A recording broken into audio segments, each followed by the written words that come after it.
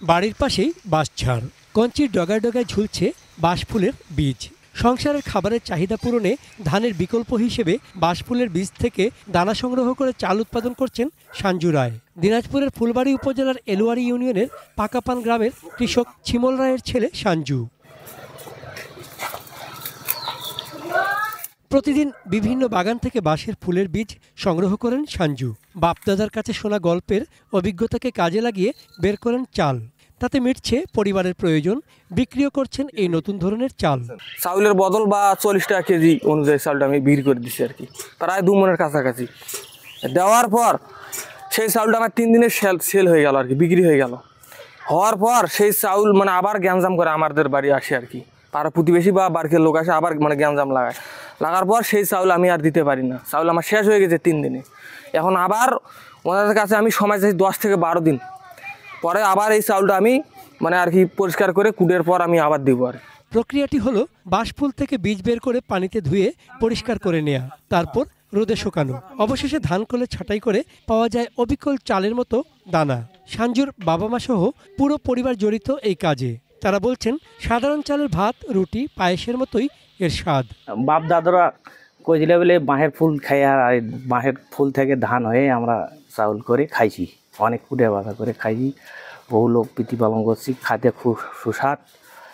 এইরকম করে জীবন যাপন করছি আগে। এখন সেই রকম করে আমার ছেলে কারবারটা শুনে ফিরেই আরম্ভ করে ওই একদিন যায় ওইগুলো সান্ড হচ্ছে, সান্ডে আনে বাড়িতে আনে দেওয়া, ঠিকই তো ওইগুলো চাউল হচ্ছে। ওই রকম করে খালি জড়ো করতে থাকে, আনতে থাকে, বাড়িতে আনে কুটে হলো, কুটে হয়ে আনে মানুষ, গ্রামের লোক সবাই নেছে খাতে খুব সুস্বাদ। যুদ্ধের পর মানুষ আসি বলে খাইছিল, অভাবের কারণে বেড়ে বাঁশের চাউল করে খাইছিল। তা আমারও তো অভাব, পেটে ভাত নাই, ধান নাই, আমার তো আবাদও নাই। হারা দূর মানুষ, গরিব মানুষ, তা হারাও করছে মানে তাহলে হারাও করে তাহলে পেট বাঁচাই, খাই, জীবন বাঁচাই। খিচুড়ি আনছি, পায়েস আনছি, পোলাও আমাদের যেটাই আমরা রান্না করা সেটা তো খুব ভালো লাগছে।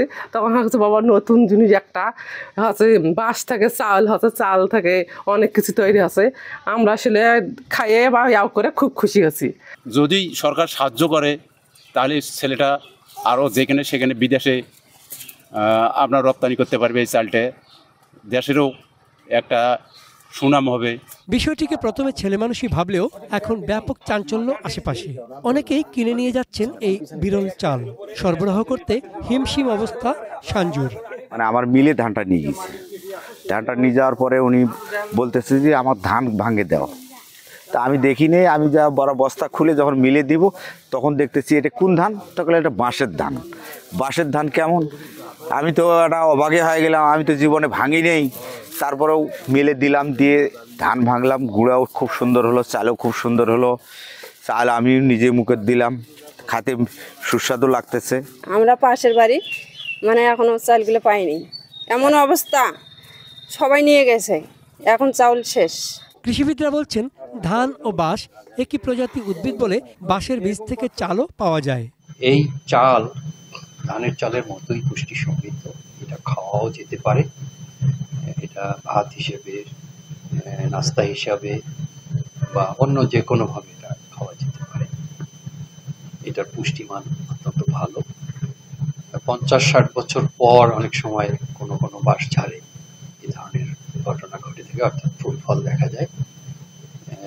তখন এই বাঁশ ঝাড়টি কিছুদিনের মধ্যেই আস্তে আস্তে মারা যায় এবং আর কোনো নতুন করে কুশি বা সেখান থেকে কোনো নতুন চারা গজায় না, ফলে এই বাঁশ ঝাড়টি আস্তে আস্তে নষ্ট হয়ে যায়।